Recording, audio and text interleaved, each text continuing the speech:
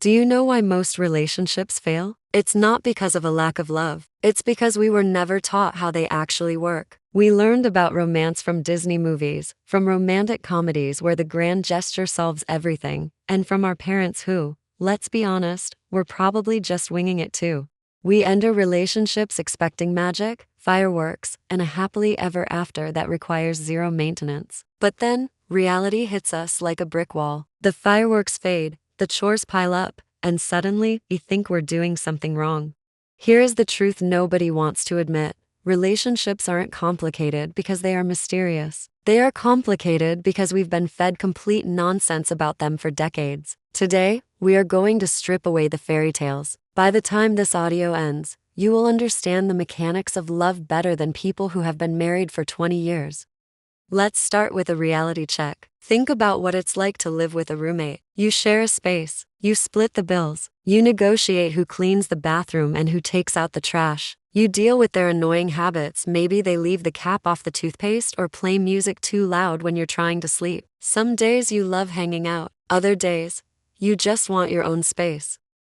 A romantic relationship is exactly the same thing. The only difference? You also kiss this roommate and share your deepest vulnerabilities with them. Most people think the kissing and feelings part changes the fundamental rules of human interaction. It doesn't. The roommate rules still apply. You still need to talk about the dishes. You still need to respect boundaries. You still need to figure out a budget. If you can't coexist as roommates, your spark won't save you. Passion is the engine, but the roommate stuff, the logistics of life, is the road. You can have a Ferrari engine, but if there's no road, you're not going anywhere.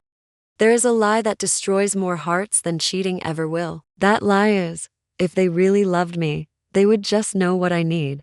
This is insanity. It's like expecting your roommate to know you're out of milk without you ever saying a word. Love is not telepathy. Love is not a psychic connection that grants someone access to your brain. When we expect our partners to just know, we set them up for failure, and we set ourselves up for resentment. Love isn't about mind reading. Love is about caring enough to listen when your partner tells you what they need. And on your end, love is about having the courage to speak up. How many times have you said, "I'm fine," when you were actually hurting? That isn't being easygoing, it's relationship poison. Clear communication is the only way to survive. Saying "I feel lonely" when you work late is clear. Saying "I need more affection" is clear. Stop playing games and start using your words.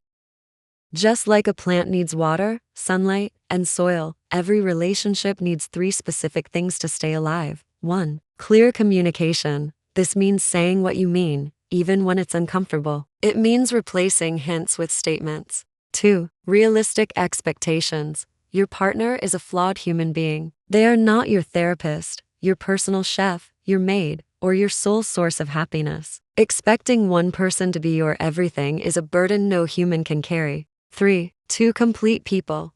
This is the most controversial one. You've heard the phrase "you complete me"? Forget it. That's toxic. You shouldn't be 2 half people trying to make a whole. You should be 2 whole, independent individuals choosing to walk side by side. If you lose your hobbies, your friends, and your identity to a relationship, you aren't in love, you're in a codependent trap. You need your own world so that you have something to bring back to the relationship. Here is a secret about compatibility. It's not about having everything in common. It's about having compatible problems.